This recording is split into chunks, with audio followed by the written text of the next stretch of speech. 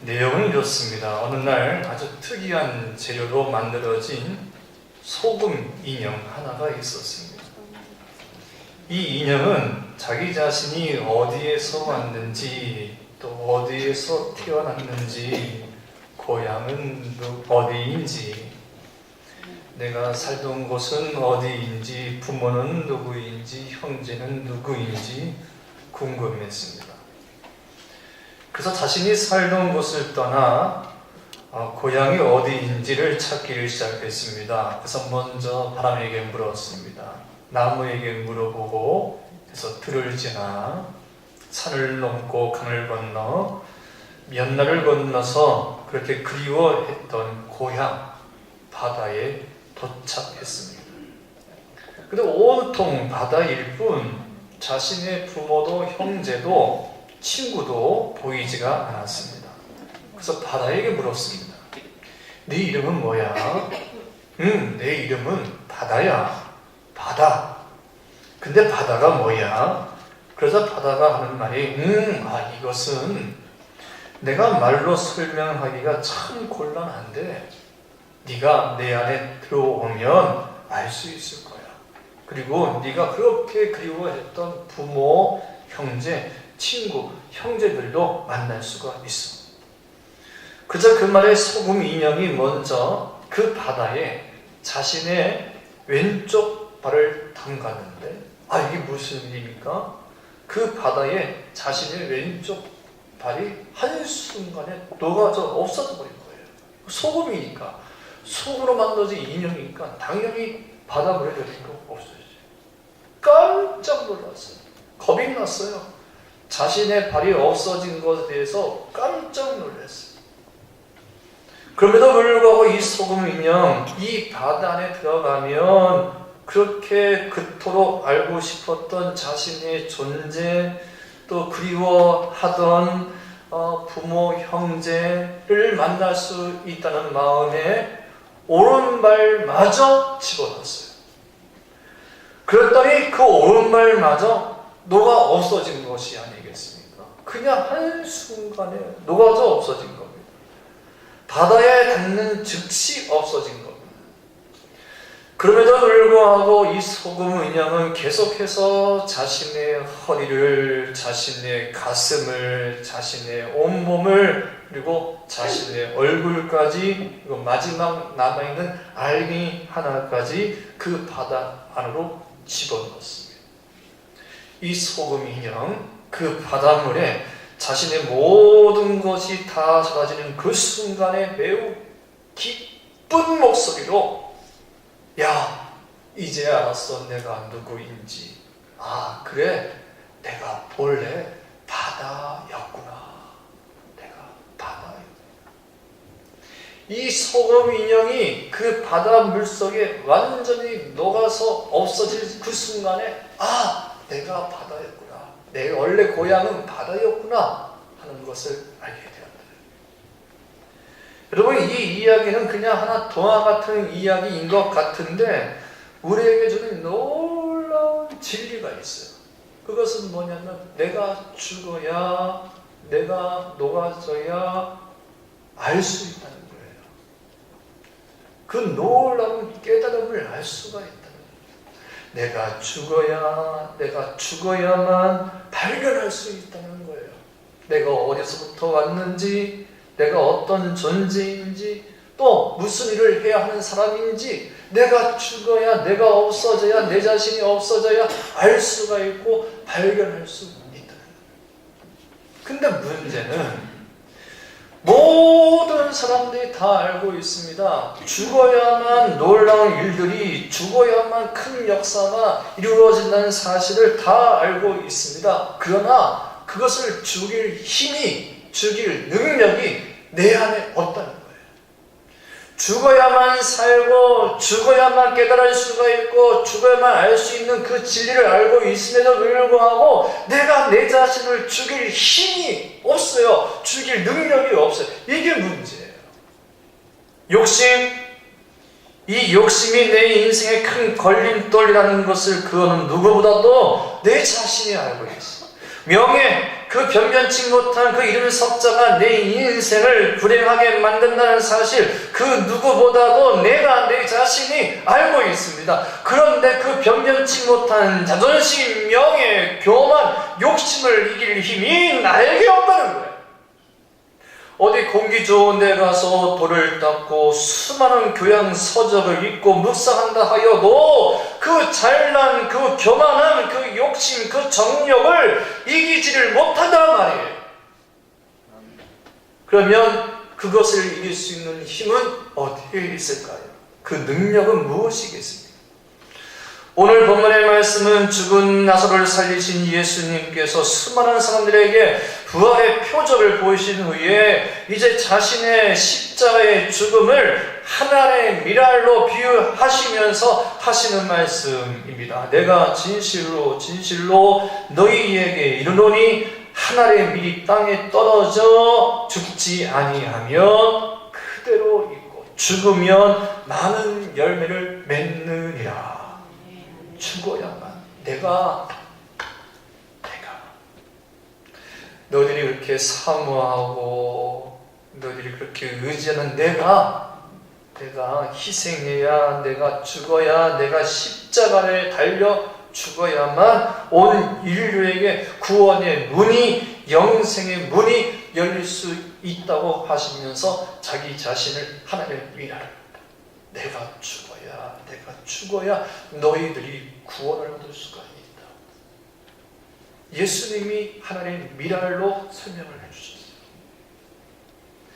언젠가 제가 말씀을 드렸지만 미국의 캐시 버넬이라는 소녀, 지난주 국민일보에 그 캐시 버넬의 부모가 자신의 딸 이야기들을 소개하면서 간증하는 내용이 나왔어요. 여러분, 캐시 버넬 10년 전에 미국 당시에 사탄을 숭배하는 남자 청년들로부터 순교를 당한 고등학교 여학생입니다. 캐시 버넬. 사탄을 숭배하는 남자 청년들이 갑자기 학교에 들어와서 총기로 마구 난사했어요. 사람을 죽이고 학생들을 죽이고, 그리고 그 앞에서 캐시 버넬에게 총구를 이마에 들이대고는 너 하나님을 믿느냐? 하고 물었어요. 이럴 때 웬만하면 그 총이 무서워서 나는 하나님이 누군지 몰라 이렇게 이야기할 텐데, 캐시 버넬은 아주 당당하게 There is God and you, 하나님은 살아계십니다. 하나님은 살아계십니다. 그리고 and you, 너도 need for, follow, 따라와야 합니다. Along God, 하나님을 따라와야 합니다. 나는 살아계신 하나님을 믿을 뿐만 아니라 너 역시도 내가 가는 길을, 내가 믿는 하나님을 따라와야 하느니라 하고 증거를 했어요. 그랬더니 사탄 숭배했던 이 청년이 캐시 버넬의 머리에 총을 빵! 쐈어요. 캐시 버넬 그 자리에서 순교했습니다. 이 끔찍한 장면을 본 교실에 있는 많은 학생들이 증거를 했어요. 이 일로, 이 캐시 버넬의 이 일로 캐시는 작은 순교자라는 이름이 불려지면서 그 미국 전역 10대 사이에 영적 부흥이 일어났어요. 10년 전, 15년 전에 미국은요, 황폐했습니다. 교회뿐만 아니라 사회, 특히 학원은 아주 황폐했어요. 학교 안에서 폭력은 기본이고 마약, 음란, 그런 학교에 이 캐시 버넬로 미국 전역에 영적 부흥이 일어났어요. 할렐루야. 수많은 10대 학생들이 교회로, 하나님께로 돌아왔어요. 자신의 귀한 딸을 장례를 치르면서 캐시 버넬 부모는 수많은 사람들에게 이렇게 말을 했다고 합니다. 캐시 was born 포디스. 내 딸 캐시는 다시 태어났습니다. 내 딸 캐시는 이 일로 태어났습니다. 포디스, 이 이름 뭐예요? 미국 전역 10대 영적 부흥을 위하여 내 딸은 태어났습니다. 캐시의 부모는 자신의 딸의 죽음을 그냥 한 살인자의 희생자로 보지 아니하고 수많은 10대의 영혼을 살리는 하나의 미랄로 본 거예요. 하나의 미랄. 제 신학교 동기 가운데 지금 안산에서 목회하시는 목사님의 사모님이 되신 신학교 동기가 있어요. 이제 여동생인데 저는 오빠 이렇게 하면서 학교 다닐 때 그랬던 친구인데 지금 이제 사모님이시. 근데 이 자매는 불신자 가정에서 태어나서 친구의 전도로 교회 학교 고등부 때 교회를 나왔어요. 할렐루야. 그래서 뒤늦게 친구의 전도로 고등학교를 고등부를 교회 학교 고등부를 다니기 시작했고 거기서 이제 은혜를 받고 신학교에 입학을 했어요.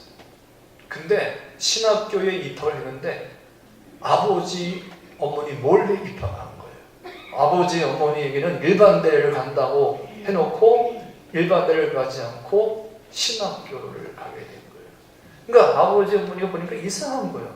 나중에 알고 보니까 이 친구가 신학교에 가는 것을 알고는 너 학교 그만둬라. 너 신학교 가지 말아라. 하고 아버지 어머니가 핍박을 불신지 집안의 가정인데 또 신학교에 갔으니까 핍박을 하고 학교를 못 가게 하고 핍박을 하고 또 두 번 다시 학교 가게 되면 등록금이고 뭐가 하나도 없다 하면서 등록금도 대주지 않고 그랬어요. 그러니까 이 자매가 학교 수업 마치면 돌아와서 아르바이트를 해가지고 그 다음 학기 등록금을 준비하면서 공부를 했어요. 아버지 어머니는 계속 핍박을 해요. 그래도 불구하고 학교 간다고 하면서 신학교 가니까 아버지 어머니가 어떻게 했냐면 외출 금지령을 내린 거예요. 문을 잠그고 집 밖으로 못 나가게 아버지 어머니가 단속을 한 거예요. 그러니까 오늘 보면은 뭐 이틀 3일 연속으로 학교를 안 나올 때가 있었어요. 그러면 또 이 친구가 아버지 어머니 박이가 심해서 그런가 보다 이렇게 생각을 했었지.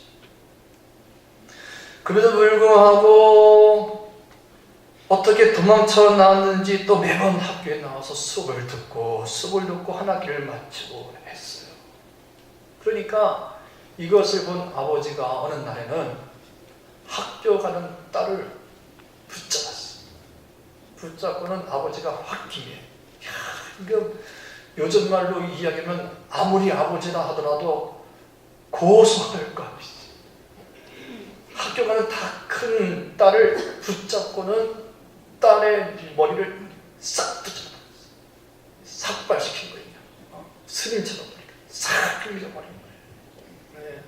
네. 머리가 없으면 부끄러워서 나가지도 못하고 학교도 못 갈 것 같으니까 머리를 싹 밀어버린 거예요.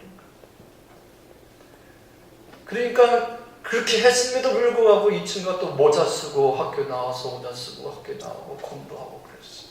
그렇게 아버지 어머니가 핍박을 했는데 새학년 새학기가 맞이하여 다시 친구들을 만나면서 어느 날 공부를 하는데 오빠 하면서 얼굴 보니까 너무너무 환해진 겁니다. 작년하고 달라졌어요. 그래서 생기가 있는 거예요. 얼굴에 생기가 있고 밝은 거예요. 그래서 무슨 좋은 일이 하니까 오빠 우리 어머니 아버지가 예수 믿어서 교회 나오게 됐다는 거야. 아멘. 그 방학 동안에 그렇게 핍박이야. 신학교 나가면 못 나가게 하려고 머리도 잘라버리고 등록금 나눴던 그 아버지 어머니가 그 방학 사이에 성령의 역사로 예수를 믿게 하고 복음이 들어가서 교회를 나오기 시작했다는 거예요. 그러면서 지금은 온 가족이 자신이 하교하는 것을 적극적으로 지원을 해줘서 그냥 완전히 얼굴이 달라진 거예요. 생기가 넘치는 거예요. 여러분, 오늘도 여러분의 삶 가운데 여러 가지 어려움과 핍박과 십자가가 있죠. 근데 하나님의 구원의 역사는 내게 주어진 십자가, 그 십자가를 질 때 이루어지는 겁니다. 십자가를 지지 아니하고는 죽지 않고서는 결코 이루어지지 않는 것이 구원의 역사요, 생명의 역사요. 근데 가끔 우리가 죽어야 할 때 죽지 못해서 한평생 씻을 수 없는 후회와 오점을 남는 인생을 남긴 이들도 있잖아요. 그 대표적으로 지난날 2월 28일 어느 모 신문에 실린 기사인데 아마도 100주년 3.1절을 맞이하여 올린 기사인 것 같습니다. 그 기사의 내용은 친일파에 관한 기사인데 좀 오해하지 말고 들으세요. 그냥 이 사건만 가지고 혹시 또 여기 계신 또 친일파 계신 분들도 소망이 없는 거 아닌데 과거에 친일파를 사신 분도 예수 믿고 회개하고 제사 받으면 구원받을 수 있습니다.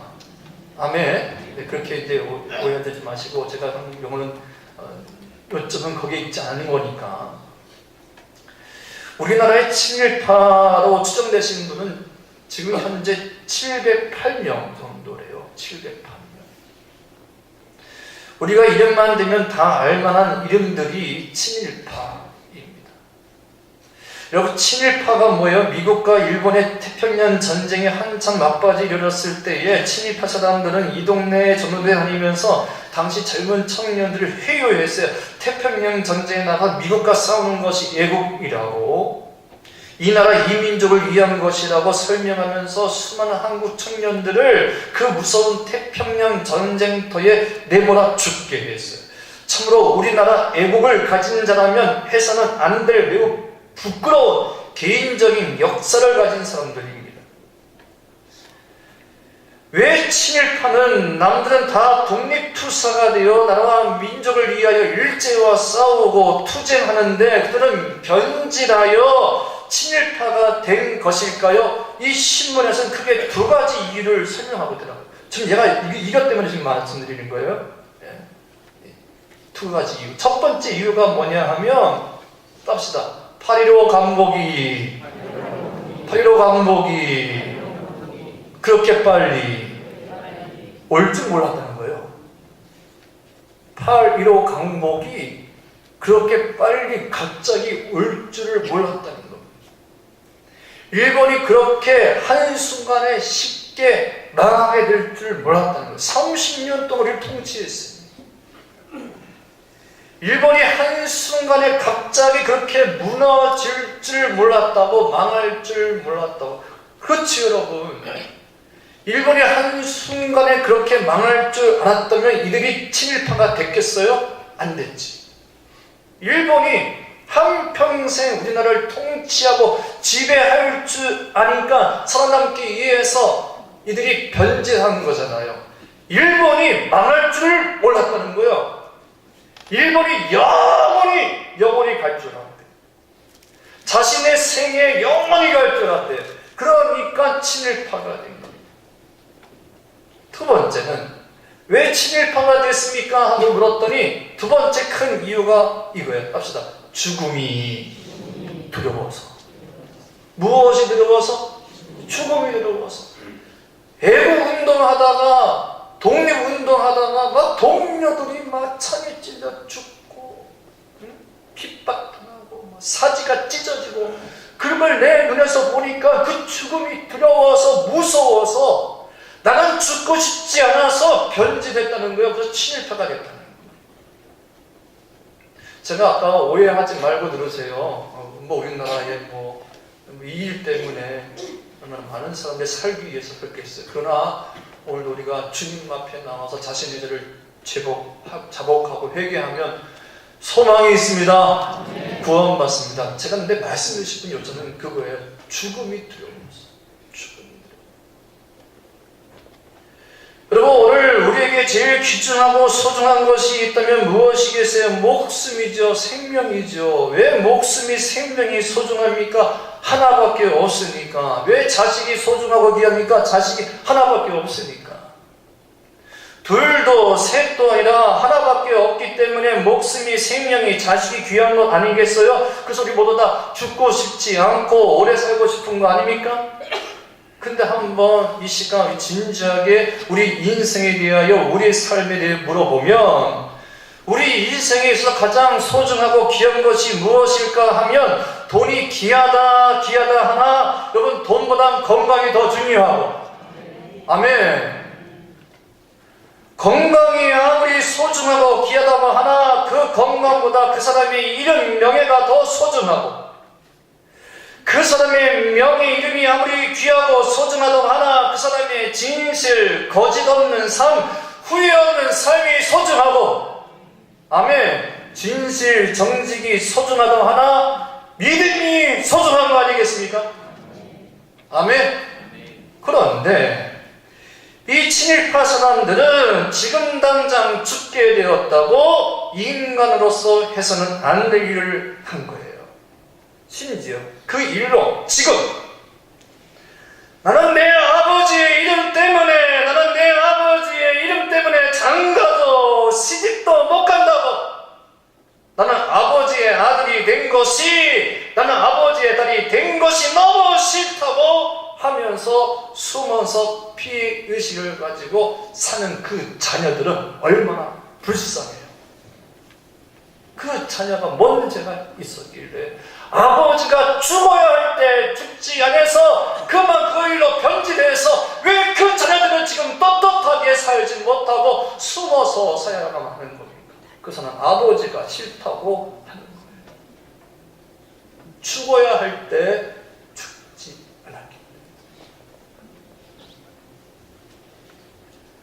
제가 서울에서 목회할 때 구역 식구 가운데 SBS 리포터를 하는 집사님이 계셨어요. 참 얼굴도 이쁘고 아는 지식도 많고 발음도 정확하게 하는 그런 집사님이었어요. 방송국에서 뭐 리포터 하신 분이니까 정말 다르더라고요. 늘 항상 이렇게 보면 뭐 이게 나무랄 것이 없는 아주 빈틈이 없는 그런 집사님이 교회를 나오셨어요. 교회를 나올 때마다 예배 드릴 때마다 눈물을 흘리시는 거야. 눈물을. 구역 예배를 드리면 끝난 다음에 또 눈물을 흘려. 왜 이 집사님이 이렇게 눈물을 흘리나 했더니 이유는 집에 있는 남편이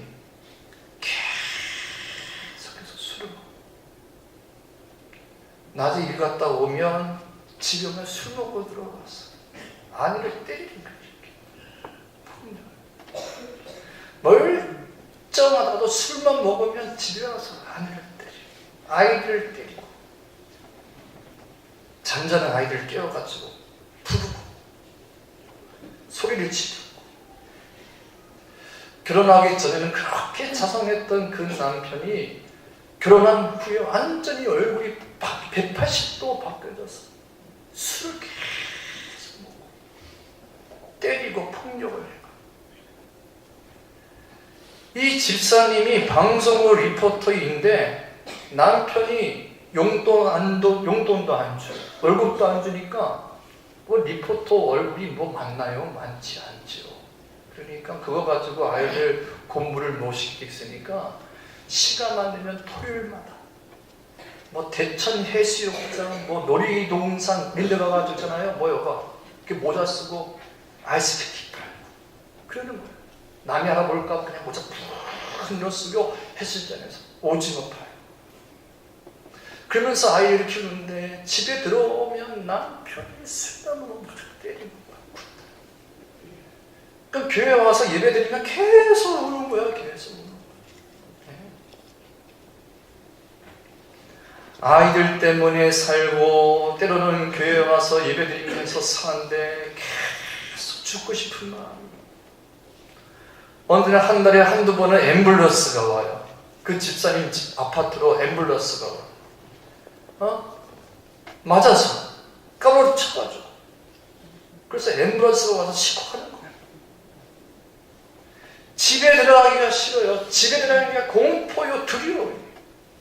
내가 살아야 하나? 내가 왜 살아야 하나? 내가 왜 살아야 하나?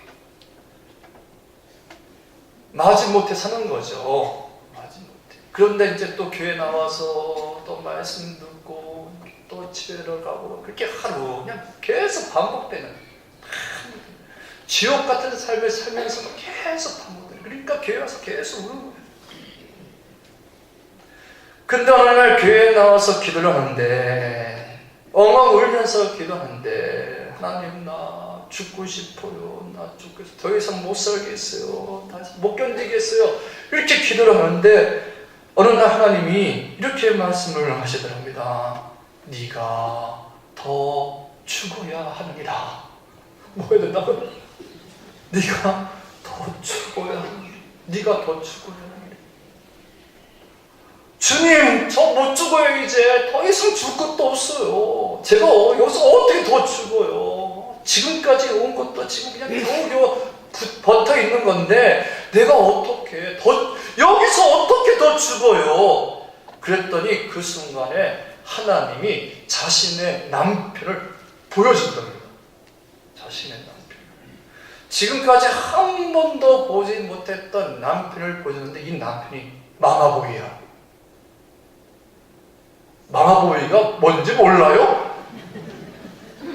남편이 뭐라고요? 마마보이야. 우리 여자 자매들이요, 마마보이를 만나면 안 돼요. 미선씨, 남자 마마보이 만나면 안 돼. 아멘. 진짜요. 남자가 마마보이야. 어머니 손 밑에서, 어머니가 시키들어서, 그러니까 약해. 그런 마음에서 어머니한테 억압을 받은 거예요. 여러 가지 시키는 대로 하면서 마음도 약해, 결정도 못해. 그런 어머니가 시키는 대로 하다가 이제 어머니가 없이 이제 했는데, 이게 보니까 너무 불쌍한 거야. 지금 남편이 하는 행동이 다 알고 보니까 어머니로부터 받은 상처라. 예전에는 그것이 안 보일 때는 맞고 소리 지르고 막 그런 게 너무너무 싫었는데, 알고 보니까 다 이게 어머니의 영향, 어머니의 영향이라. 불쌍하더래요. 불쌍하더래요. 너무너무 불쌍하더래요. 그날 네가 더 죽어야 하느니라 하시면서 남편의 모습을 보여주는 남편이 너무너무 불쌍하더래요. 그래서 그날 집에 가서 잠자고 있는 남편 곁에 조용히 남편을 위해서 훌쩍거리면서 기도를 했대요. 이 사람도 참 불쌍한 사람이었군요, 하나님 하면서 속으로 기도를 해주라. 그 기도를 마치고 펄떡 일어났는데 남편이 손을 잡더랍니다. 여보, 내가 정말 미안했어. 내가 지금까지 당신 너무너무 미안하겠다. 너무 힘들게 한 걸 미안하겠다. 내가 다시 이제는 그러지 않겠다. 술도 안 먹고 이제는 당신이 믿는 예수 그리스도 믿고 교회도 다니겠다. 할렐루야. 그러면서 그 이야기를 저한테 해주시면서, 목사님, 죽는 게 뭔지 알았어요. 죽는다는 게 뭔지를 알았다. 내 자아가 죽어야 한다는 게 뭔지를 알았다. 여러분, 꼭 명심하십시오. 죽어야 더불어 행복할 수 있어요. 죽어야 더불어 많은 열매를 맺을 수 있어요. 며칠 전에 짐 엘리엇 선교사에 관한 창끝이라는 영화를 보게 되었습니다. 그 영화를 보고 얼마나 반성을 했는지 회개를 했는지 몰라요. 이유는 주의 길을 걷겠다고 말은 하면서 그 길을 가지 못하는 내 자신의 모습을 내가 보았기 때문에 그랬어요. 이 창끝이라는 영화는 실화로서 짐 엘리엇 선교사에 관한 영화입니다. 1956년 미국 사회를 발칵 뒤집어 놓은 한 사건이 있었는데, 그것은 명문대학인 휘튼 대학교를 수소로 졸업한 짐 엘리엇을 비롯한 4명의 크리스찬 젊은이들이 남미 에콰도르의 아우카족, 인디안족인데 그 인디안족의 복음을 전파하기 위하여 경비행기를 타고 단 한 명의 기독교인이 없는 마을로 간 거예요. 이때 이것을 지켜본 가족들은 이 5명의 무사 귀환을 위해 눈물로 기도를 했어요. 그런데 짐 엘리엇을 비롯한 4명이 그만 그 인디언 마을에 도착하자마자 아우카족의 창에 찔려 죽임을 당합니다. 창끝이라는 거예요. 창끝이에요.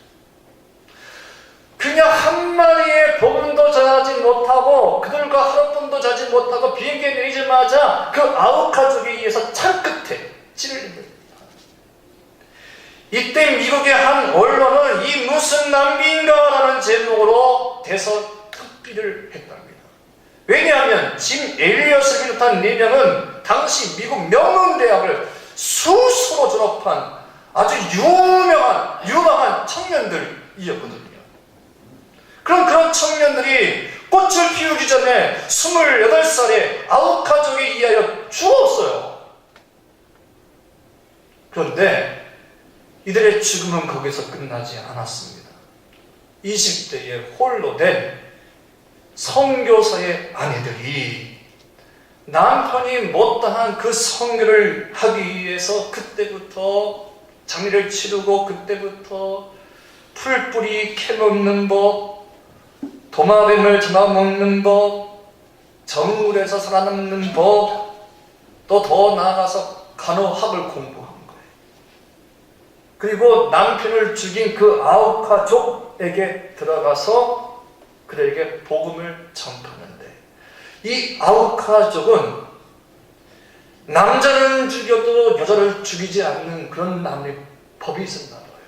그러니까 이때부터 이 선교사의 아내들이 거기서 자신의 남편을 죽인 아우카 부족의 아이들을 다 받아주고 감염된 상처도 싸매주고 기생충뿐만 아니라 저런 농사법도 가르쳐주고, 그러니까 이 여인들의 헌신에 의하여 이 아우카족이 감동을 받았습니다. 감동을 받았어요. 어느 날 추장이 찾아오더니, 아니 당신들은 무엇 때문에 우리를 위하여 이런 고생을, 심지어 자신의 남편을 죽인 우리를 미워하지 않고 이런 고생을 하시냐고 했더니, 그때 엘리어트 부인 엘리자벳이 이런 말을 했답니다. 나는 나의 남편이 당신들에게 그렇게 해주고 싶었던 일, 해주고 싶었던 말, 그 말을 증거하기 위해서 다시 왔노라고. 예수님 때문에, 예수님의 사랑 때문에, 그 예수님의 사랑이 나로 하여금 다시 이 땅에 오게 하려노라고. 그래서 그 사랑이 오늘도 당신들을 사랑하게끔 하였노라고. 할렐루야 하면서 복음을 전달했어요. 그리고 이 말을 듣던 추장들, 부족들은 그 다음부터 복음을 받아들이고, 그 중에 4명은 목사님이, 그 중에 1명은 선교사님이 되어서 그 일이 있은 후 40년이 지난 그곳에 이렇게 교회가 세워지게 되었다는 것입니다. 여러분, 죽어야 삽니다. 죽어야 큰 역사가 이루어질 수 있습니다. 죽어야 구원의 역사가, 생명의 역사가 이루어질 수 있습니다. 그래서 우리 주님께서 하나님 미련이 되어 말씀대로 십자가에 죽으셨습니다. 그 십자가의 죽음으로 오늘 우리 모두가 구원받아 영생을 얻게 될 것입니다. 오늘 성경은 말합니다. 내가 진실로 진실로 너희에게 이르노니 하나님 미리 땅에 떨어져 죽지 아니하면 하늘 그대로 있고 죽으면 많은 열매를 맺느니라. 기도하겠습니다. 하나님 아버지,